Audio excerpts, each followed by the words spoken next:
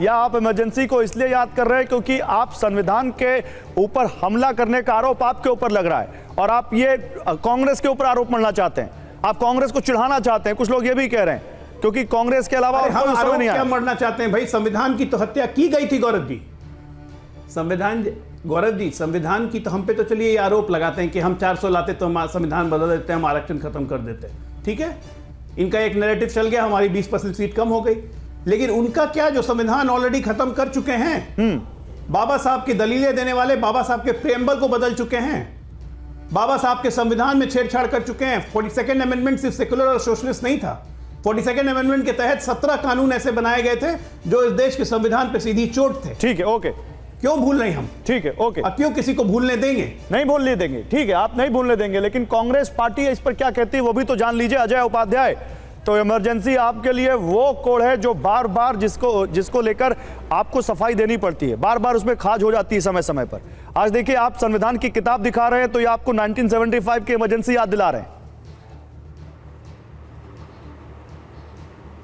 गौरव जी, दर्द बड़ा गहरा लगा है, घाव तो है ही, वो दिख रहा है।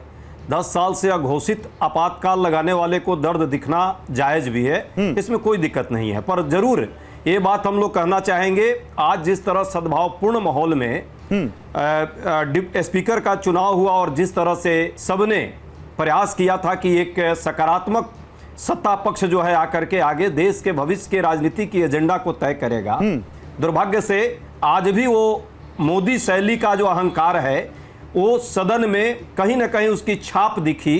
अचानक स्पीकर महोदय को याद आई आज इतने सालों के बाद इमरजेंसी आज के कारण। और सही पूछा जाए तो ये कहीं ना कहीं जो है मोदी जी के इशारों पर अब स्पीकर का आज पहला दिन उसकी शुरुआत हुई है, ये छाप उस पर दिख रही है।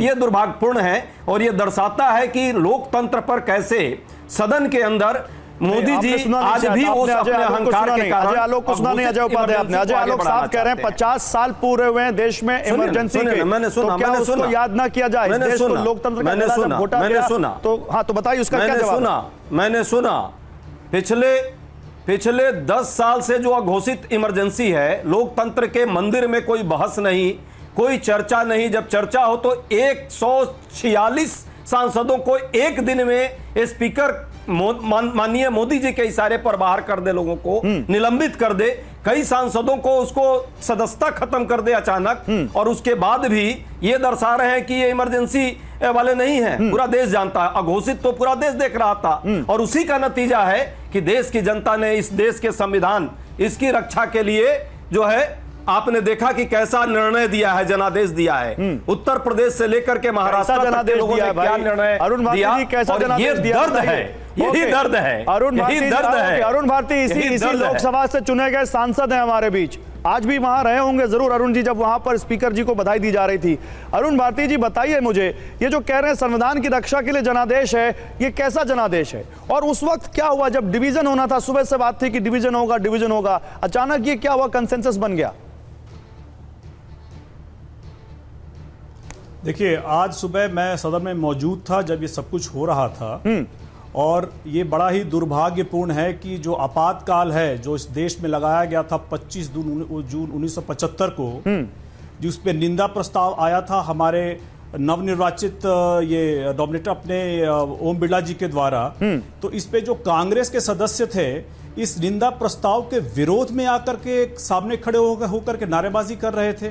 ये किस तरह का सकारात्मक रवैया है विपक्ष का, ये तो मेरी समझ में आया नहीं। और खुद इनके जो खुद के सहयोगी हैं, समाजवादी पार्टी के जो सदस्य थे, वो इनके साथ खड़े नहीं थे।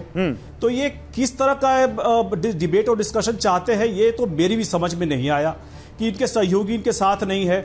क्या ये बताइए कि जिस वक्त आपातकाल लगा था, जो कि भारत के इतिहास में एक बहुत बड़ा काला खंड है, क्या उस पर निंदा प्रस्ताव नहीं आना चाहिए था?